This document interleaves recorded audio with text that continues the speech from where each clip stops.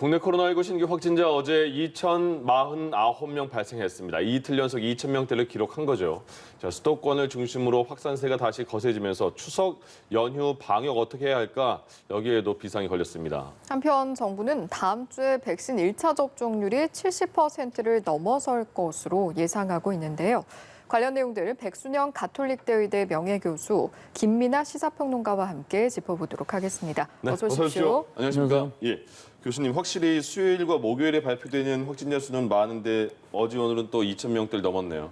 이게 보통 화요일에서부터 수요일 넘어갈 때 평균 500명 이상씩 넘어가는데 그 네. 화요일에 그 숫자가 역대 최대였었어요. 네. 월요일 기준으로서는 1,597명이라는 게 굉장히 높았던 것인데 거기에 450명 정도 늘어나서 2,000명대가 됐거든요. 예. 결국은 주중에는 한 2,000명 전후고 주말에는 한 1,500명 전후해서 현재 1,700명대를 계속 유지하고 있는 상황입니다. 네. 근데 여기서 좀 위험한 지표가 감염 경로 불명 환자 비율이 36.7%인데 예. 이것이 계속 최고치를 지금 갱신하고 있어요. 결국은 우리가 지역사회에서의 무증상 감염을 제대로 통제하지 못한다. 이 숫자는 계속 늘어나고 있는 상황이라는 것이기 때문에 지금의 이 4단계 방역 통제만으로는 한계에 달한 상황이라는 것이죠. 즉 역학조사가 늦을 수밖에 없다. 델타 변이주라는 게 원체 빠르다 하는 것이죠. 더구나 여기에 이제 전 국민의 이동량도 늘어난다고 하니까 네. 우리 방역 의식이 조금 장기적인 피로에 의해서 해이해된 부분이 분명히 있어서 앞으로 이제 감소될 때까지는 상당 시간 이 예방 접종 비율이 얼마나 빨리 늘어나느냐에 따라서 좀 달라질 것 같긴 합니다만은 상당 시간 걸릴 것으로는 보입니다. 저희가 휴가철 같은 때 이동량을 많이 보면서 그 수도권에서도 확진자가 많이 발생했다 이런 말 했는데 이제 또 이동량 추석 때 많이 당연히 이동량 늘어날 것 같은데 지금 그것 때문에 걱정이 좀 있는 것 같아요. 방역 당국도요. 일단 이 휴가철이 지나고 나서 그 직후에는 좀 비수도권에서의 이동량이나 이런 것들은 좀 줄어들고 있지 않는가 네. 이렇게 많이 좀 통계가 나왔는데 이제 이 지난달 30일부터 지난 5일까지의 이동량을 직전주하고 비교를 해보면 예. 수도권, 비수도권이 다 이제 좀 이동량이 늘어난 것으로 그렇게 파악이 되고 있습니다. 그래서 직전주 대비 이 기간 동안에 이제 3%가 전국적으로는 이제 이동량이 늘었고 수도권에서 2.5%가 늘었는데 비수도권에서는 3.6%가 늘었으니까 예. 비수도권에서 이동량도 같이 늘고 있는 게 상당히 우려가 되고 있는 상황이죠. 다만 이제 수도권에서는 이동량이 늘어나는 것과 그다음에 유행의 어떤 증가세가 좀 더 이제 심화되는 것 이런 현상이 같이 나타나고 있다면 네. 비수도권에서는 일단 유행에 증가하고 있는 것 자체는 이제 완화되어 있는 그런 상황이긴 합니다. 그래서 좀 차이는 있겠지만 어쨌든 이렇게 이동량이 수도권, 비수도권 가리지 않고 전국적으로 늘어나고 있다는 것은 결국 우리가 지금 하고 있는 이 4단계 거리두기라든가 또 비수도권에서는 3단계 거리두기도 있습니다만 예. 지금의 거리두기가 더 이제 좀 지키기 어려운, 더 무력화될 수 있는 이런 조건들이 만들어질 수 있다. 라는 이제 경계심을 가질 수밖에 없는 것이죠. 예. 더군다나 말씀하셨다시피 추석 연휴를 앞두고 있는 그런 상황이고 예. 그리고 이 추석 연휴를 앞둔 상황에서 일부 4단계 거리두기의 경우에 일부 뭐 식당이나 카페에 대한 영업 시간이라든가 이런 것들을 실제로 좀 완화한 부분도 있지 않습니까? 그래서 이게 좀 종합적으로 작용할 것으로도 예상이 돼서 상당히 지금 우려가 되는 시점이다. 그래서 위험한 어떤 그런 상황이다라고 방역 당국은 이제 부연을 하고 있습니다. 예. 네. 물론 확진자도 더 줄고 접종률도 더 높아져야겠지만 많은 분들이 지금 단계적 일상 회복을 기다리고 계실 텐데 방역 당국에서 지금 10월 말 검토해서 11월쯤으로 바뀌었더라고요. 이 정도 시점이면 전 국민이 2차까지 접종을 완료한 시점일 것이다. 이렇게 추측을 좀 해봐도 되겠습니까? 그렇죠. 이 10월 말 정도면은 전 국민 70% 완료는 가능할 것으로는 보입니다. 우리가 하나 주의해야 될 부분은 그러면은 70% 완료됐으면은 확진자 수가 많이 줄어들 수 있느냐 하는 거 예상으로 보면은 18세부터 49세 사이에 접종률이 늘어나면은 분명히 유행의 감소는 나타날 것으로 보이는데 예. 다른 다른 나라들의 예를 보면 이게 방역이 완화될 경우는 꼭 그렇지도 않은 상황이 있어서 특히 영국이나 이스라엘의 경우를 보면은 접종률이 굉장히 높은데도 불구하고 미접종자들한테의 유행이 굉장히 늘어나고 있거든요. 그래서 접종률 뿐만 아니라 방역 통제도 계속 지금 되어야 된다 하는 것이 전제 조건이고요. 예. 여기에 이제 확진자 수라든지 위중증 환자, 사망자 수가 획기적으로 많이 줄어들어야 되겠죠. 적어도 우리 국민들이 바라기는 1,000명 이하 정도로 떨어지는 것을 바라고 있는데 그게 과연 가능할 것인지 아마 위중증 사망자는 충분히 관리 가능한 수준까지 내려갈 것으로는 보이지만 환자 수가 늘어나는 것 자체가 우리 의료 체제에 부담이 될 수가 있고 일단 감염된 사람들은 무증상이든지 경증이든지 장기적인 후유증이 나올 수 있기 때문에 가능한 한 적은 사람들이 감염되는 것이 유행 억제에서는 굉장히 중요한 부분일 수가 있는 것이죠. 그래서 지금으로 봐서는 이 방역 당국에서 자꾸 이 청사진만 얘기를 하시고 장밋빛만 얘기를 하시는 게 너무 이르지 않은가. 지금 우리가 그걸 기대하는 것까지는 좋지만 그걸로 인해서 좀 방역이 지금 해이해지면 곤란하지 않을까 하는 생각이 들고 아까 평론가님 말씀하신 것처럼 지금 현재 상황에서 지금 완화되는 상황이 된 것이기 때문에 이걸 우리 국민들이 메시지를 잘못 받아들이게 되면은 이제 한두 달 지나면 우리 완전히 좀 좋아질 것이다 하는 것은 너무 과도한 기대. 특히 미접종자들에 있어서는 방역이 완화되게 되면은 미접종자들은 완전히 무방비 상태로 되는 상황이거든요. 지금은 어느 정도 다들 마스크를 쓰고 있기 때문에 미접종자라 하더라도 감염 위험성이 낮은 데 비해서 이 11월이 됐을 경우에 과연 어떻게 될 것이냐 하는 건 우리 지금 상상할 수 없습니다. 그렇기 때문에 차근차근 돌다리 두들기듯이 확인해 가면서 완화를 해야만 하는 상황이 나타날 수가 있는 것이고 그것에 이제 지표가 될 수 있는 것은 어찌됐든 확진자 수가 분명히 줄어야 됩니다. 신중하게 접근해야 한다라는 말씀이셨고요. 그럼에도 불구하고 또 단계적인 일상 회복 누구보다도 기다리실 분들이 바로 자영업자 분들일 텐데 어제 밤에 전국에서 좀 시위, 차 시위던가요? 예고를 한 걸로 알고 있는데 좀 상황은 어땠습니까? 차량 시위가 이제 전국적으로 서울 포함해서 9개 전 지역에서 이제 동시다발적으로 이 자영업자들이 나서서 좀 차량 시위를 하는 모습들이 진행이 됐고요. 경찰이 이 차량 시위하는 상황들을 여러 가지로 통제를 했기 때문에 애초 모이려고 했던 뭐 이런 장소에 오랫동안 머무르지 못했고 그러다 보니까 이 차량 시위가 곳곳을 시내 곳곳을 이렇게 좀 이동하면서 이렇게 좀 이루어지는 그런 상황들이 이어졌습니다. 이분들이 이제 그럼 뭘 요구하고 있느냐 뭐 앞서서도 이제 언론에 여러 차례 보도가 됐는데요. 일단 이 코로나19 상황에 여러 가지 지금 거리두기 강화로 인한 부담을 자영업자들이 사실상 다 짊어지고 있다. 이것은 굉장히 불합리하다. 이게 이제 어떤 가장 크게 이제 얘기하고 있는 부분이고요. 그렇기 때문에 방역 정책을 전환해야 된다라고 주장을 하고 있습니다. 그래서 사망률, 그다음에 이제 위중증률, 위중증화율 이런 것들을 중심으로 해서 이른바 이제 언론에서 얘기하는 위드 코로나 뭐 이런 것으로 넘어가야 된다 이런 주장을 하고 있고요. 어제 나온 주장은 이제 아무래도 집회 과정이기 때문에 이것보다 좀 더 수위를 높인 주장들이 많이 나왔는데 예를 들면 방역 정책이 전환하기 전까지는 지금의 어떤 거리두기 강화나 이런 것들을 다 철폐해라. 그리고 지금 이 자영업자 또 식당이나 카페 등에 제한이 되는 사적 모임 제한이라든가 이런 것들도 하지 마라. 뭐 이런 목소리도 나왔습니다. 그런데 우리가 여러모로 이른바 이제 위드 코로나라고 하는 이런 국면으로 접어든다 하더라도 완전히 이제 거리두기 체계가 없어지기는 어려운 것이고 그런 전제를 놓고 보면 지금 당장 이렇게 또 뭐 거리두기를 없앨 수는 없는 것이죠. 그래서 자영업자 어제 이제 시위에 나선 분들의 주장은 사실은 이제 비현실적인 측면이 당연히 있는 건데 다만 그럼에도 불구하고 그분들이 그만큼 어려운 상황이다. 그래서 그런 목소리를 냈다라는 것을 또 우리 사회가 좀 그런 점에서 바라볼 필요가 있겠고요. 그렇다고 한다면 이분들이 방역의 여러 가지 부담을 감당할 수 있도록 여러 가지 지원이라든가 그리고 그만큼의 어떤 좀 배려라든가 이런 것들을 정부와 정치권이 할 수 있어야 되는데 물론 노력하고 있습니다만 그리고 이미 법제화되어 있는 부분도 있고 진행되고 있는 부분도 있습니다만 부족한 부분이 있는 것인지 그런 것들을 다시 점검하는 기회가 좀 돼야 될 것 같고요. 그리고 집회한 것 자체는 이제 4단계 거리두기 지역에서는 1인 시위 제외하고는 다 불법이기 때문에 아마 이 집회를 주도한 어떤 자영업자 단체의 대표라든가 이런 분들은 사법 처리의 대상이 지금 될 수도 있는 그런 상황입니다. 그 정부도 위드 코로나를 언급하면서 많이 방역에 대한 마음가짐이 해이해질까 봐 걱정하는 상황인 것 같아요. 그래서 위드 코로나라고 해도 마스크를 뺄 수는 없을 것 같다. 위드 마스크는 같이 진행할 것이다. 이렇게 말을 했는데 이런 어쨌든 시그널이 일반 국민들한테는 좀 많은 기대를 좀 주는 그런 상황이 되는 걸까요?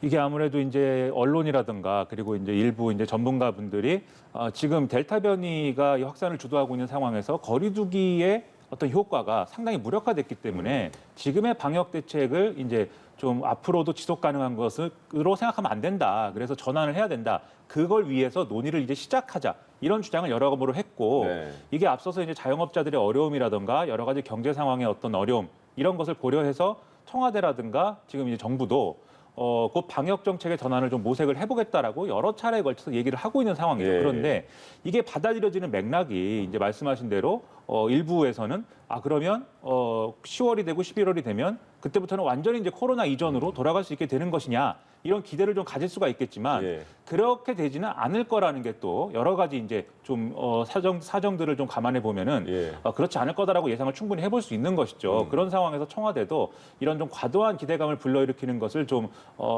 경계하고 있기 때문에 그래서 위드 코로나라고 해도 그것은 위드 마스크다. 마스크는 착용해야 된다. 이렇게 얘기를 예. 하고 있는 건데요. 거기서 이제 좀 더 연장해서 보면 마스크를 이후에도 착용해야 된다는 것은 최소한의 거리두기와 관련된 그러한 것들은 유지가 된다는 걸 의미합니다. 예. 그래서 위드 코로나라고 한다고 해서 거리두기가 완전히 없어지는 건 아니다. 이렇게 이해를 하셔야 되겠고 실제로 외국에서 이제 예를 들면 영국이라든가 일부 이제 그 국가에서는 방역에 있어서는 완전히 이제 좀 제한을 없애버린 부분도 분명히 있는데 그런 국가에서 지금 그런 정책이 이 백신 접종이 상당 부분 진행됐음에도 불구하고 성공적으로 평가되고 있느냐 또 그렇지가 않은 거거든요. 네. 우리는 이제 그런 것들을 충분히 참고해가지고 진행해야 될 것이기 때문에 아마도 위드 코로나라고 하는 방역 정책의 전환은 거리두기 지난번에 이제 이 거리두기 단계를 이렇게 현실에 맞게 조정해가는 과정이 있었잖아요. 아마 네. 그런 식으로 진행될 가능성이 제일 크지 않나 이렇게 생각을 해야 될 것 같습니다. 예. 세계보건기구 이제 델타 변이가 굉장히 대부분을 차지하고 있는 상황이고 뮤 변이 얘기도 나오는 상황이고요. 근데 그럼 WHO에서는 변이가 더 많이 발생할 수 있다. 그거는 뭐 전문가분들이 항상 말씀하시는 바였잖아요. 그럼 그런 변이 바이러스들에 대해서는 일일이 어떻게 대응을 해야 되는 걸까 궁금도 해요. 어때요? 일일이 대응은 해야 되죠. 네. 변이는 계속 일어날 수밖에 없는 것이고요. 현재로도 우려 변이가 4종이고 관심 변이가 5종입니다. 특히 전 세계적으로 지금 델타 변이주가 우세종이 되어 있기 때문에 네. 사실은 지금 상황에서는 델타 변이주 이외의 것이 확산되리라는 가능성은 굉장히 낮은데 예. 여기서 이제 주의해야 될 점이 이 돌파 감염이 잘 일어나면서 독성이 강할 수 있는 뮤 변이 같은 것들이 뮤 변이주인 경우에 있어서는 면역 회피 기능이 있기 때문에 사실은 상당히 위험한 부분이 분명히 있죠. 예. 그렇지만 전 세계적으로 0.1% 정도밖에 안 됩니다. 그럼 이 상황은 뭐냐 하면은 네. 예방 접종을 하면 할수록 예방 접종의 그 변이가 예방 접종을 피해서 나올 수 있는 면역 회피 기능의 바이러스가 나올 수 있는 가능성이 좀 더 높아진다는 것이죠. 그래서 여기서의 중요한 점은 네.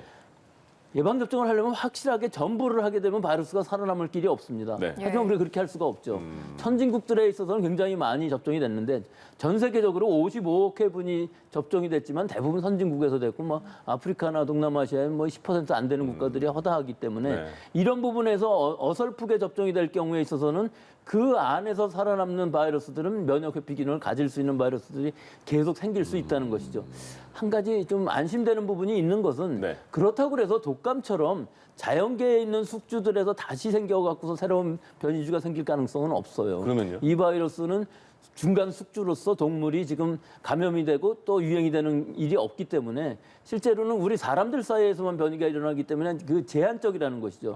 변이가 일어나는 부분은 그렇게 심각한 변이가 일어나서 완전히 백신을 무력화하고 새로운 백신을 만들어야 될 때까지는 아마 가지 않을 것이다 하는 부분이 있기 때문에 계속 아마 변이는 일어날 것이고 또 예방접종도 새로 개량은 돼야 될 것으로 보이지만 예. 실제 또 다른 팬데믹이 일어날 만한 변이주가 생기지는 않을 것으로 보여서 오히려 새로운 팬데믹이 일어난다면은 독감 백신과 같은 AI라고 그러고 에이비안 인플루엔자 바이러스, 조류 독감 같은 것들은 실제 자연계에 많은 숙주들이 있고 계속 새로운 변이들이 일어나고 있거든요. 예, 예. 이런 것들에서 새로운 것이 나올 가능성은 있지만 이 지금의 코로나19로서 새로운 변이주가 나온다면 아마 뭐 코로나21이라든지 이런 것들이 나왔을 때 약간의 변화가 생기면서 예방 백신을 새로 만들어야 된다고 그러면은 새로운 변종이라고 할 수가 있겠죠. 예. 이어서 부스터샷 이야기도 한번 해볼까요? 국내에서도 4분기부터는 부스터샷 검토할 방침이다 이렇게 밝혔는데 혹시 뭐 대상이나 순서 이런 거에 대해서 밝힌 내용이 있을까요?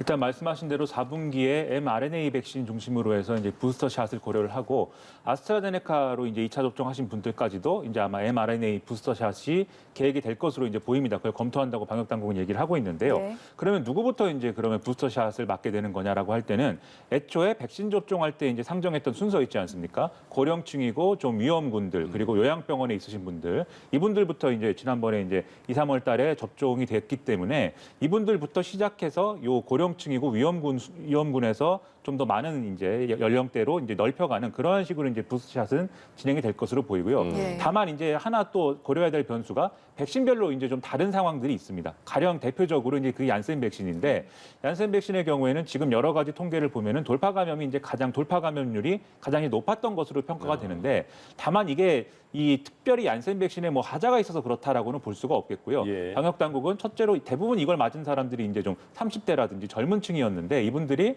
좀 활동 반경이 넓고 하다 보니까 이 감염 경로 자체가 다양화돼 있고 그렇게 될 기회가 많아져서 그래서 이제 돌파 감염이 일어났을 확률 그리고 아무래도 얀센 백신은 1회 접종을 하는 것이기 때문에 네. 이 1회 접종을 해서 항체 형성이 다른 백신보다 좀 적었을 확률 이런 것들을 놓고 얘기를 하고 있습니다. 그래서 외국의 이제 좀 연구 결과를 보면 네. 얀센 백신을 2회 접종하면은 충분한 항체 형성이 된다라고도 이제 그런 얘기도 있거든요. 물론 충분한 검증이 더 돼야 되겠지만요. 그래서 이런 것까지 종합을 해서 아마 곧 이 부스터샷에 대한 구체적인 계획이나 이런 것들이 나올 것으로 이제 보여집니다. 네.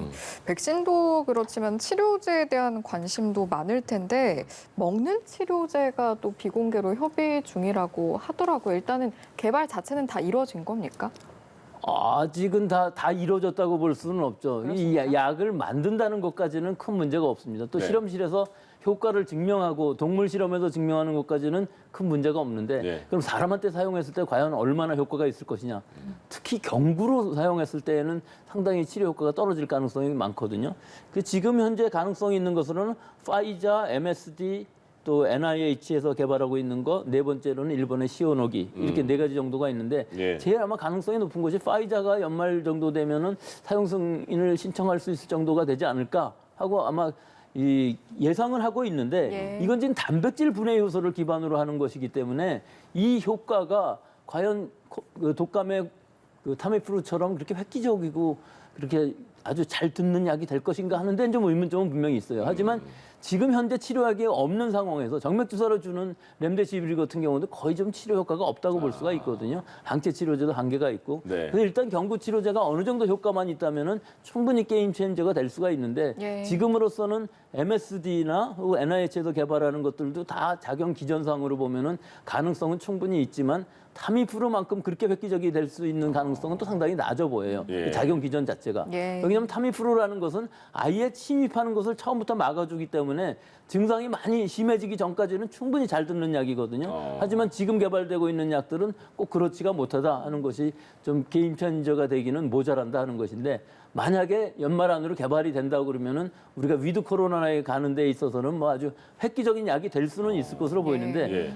문제는 미국은 지금 다 선구매를 해서 많은 양을 확보하고 있는데 아직 개발되고 있지 않은 상황이에요. 네네. 예, 예. 백신하고 마찬가지입니다. 그러네요. 근데 우리나라의 경우는 지금 예산으로 확정된 것이 뭐 3만 8천 명 정도라고 그러니까 우리나라에서 지금 하루에 1,000명, 2,000명씩 나온다고 그러면은 3만 8천 명이라는 사람들이 그 정규 치료제를 처방받는다는 것은 뭐 일주일, 2주일밖에 못 갈 수 그러네요. 있는 상황이기 때문에 네. 이건 너무 적다. 일단 여러 가지 약제들을 먼저 선구매할 필요는 분명히 지금 있어 보입니다. 아, 타미플루는 진짜 잘 만든 약이네요. 그럼. 예, 타미플루는 아주 획기적인 약으로 예, 신종플루에 있어서 뭐 신종플루뿐만 아니라 독감 전체 혹은 이 유전자를 가지고 있는 감기들도 많이 있기 때문에 타미플루를 처방함으로 해서 감기약은 사실은 없는 건데요. 네. 예, 네. 바이러스 자체도 다르고 이 타미프루라는 것은 그 감기 증상의 대부분의 사람들이 처방을 받아서 아주 좋은 효과를 얻을 수 있는 약. 그렇군요. 어제와 그제 합쳐서 화이자와 모더나 합쳐서 한 580인가요? 그렇게 580만 회분 정도 들어왔잖아요. 지금 이 정도의 그런 상황이면 뭐 백신이 부족하다 이런 얘기는 안 들을 정도가 되는 거예요? 그 정부의 계획대로라면? 일단 오늘도 모더나 뭐 87만 3천 회분이 추가로 이제 들어온다라고 얘기를 하고 하니까 방역 당국은 이렇게만 좀 계속 백신 수급이 이루어지면 추석 전에 이제 뭐 1차 접종 70% 완료하는 거는 무난하게 목표 달성할 수 있다 이렇게 자신을 하고 있습니다. 네. 그리고 백신 수급이 제대로 되기만 하면 우리는 뭐 백신을 접종하는 거에 대한 역량은 충분하기 그렇죠. 때문에 네. 지금 6일 날 하루에 136만 명이 접종을 했다고 하니까 뭐 이런 점들은 뭐 걱정할 필요가 없죠 사실. 예. 문제는 이제 수급이 제대로 되느냐 이것이 항상 이제 걱정인 것인데 다만 이런 부분이 있습니다. 지금까지 모더나 백신이 쭉 들어온 게 총 합치면은 1,193만 회분인데 네. 애초에 계약을 지금 한 게 4천만 회분이에요. 그런데 이게 그래서 1,000만 회 넘게 들어왔다고 하면 많이 들어온 것이 사실이지만 4천만 회분을 기준으로 보면은 사실은 좀 더 많이 들어와야 되는데 예. 속도가 좀 늦어졌고 이런 차원이 있는데다가 모더나사 백신이 계속해서 우려가 되는 게 모더나사 본인들도 사실은 이 백신의 생산과 유통에 충분한 통제력을 가지고 있지 않기 때문에 언제든지 백신 수급에 관한 불안감이라는 것은 또 생길 수 있는 여지가 있죠. 네. 그래서 이것까지 고려해가지고 계획을 짜야 되기 때문에 방역 당국도 여러모로 이제 좀 고심이 많을 것 같고요. 그러다 보니까 지금 이 mRNA 백신의 경우에는 이 접종 간격을 늘려놓은 상황 아니겠습니까? 네. 지금의 어떤 백신 수급이 좀 이루어지고 있는 상황이다 하더라도 이걸 좀 줄이는 것에는 더 많이 좀 변수를 좀 봐야 되기 때문에 이 부분에 있어서는 좀 망설이고 있다 이렇게 봐야 되겠죠. 네, 알겠습니다. 여기까지 듣도록 하죠. 지금까지 백순영 가톨릭대의대 명예교수 김민아 시사평론가와 함께했습니다. 고맙습니다. 예.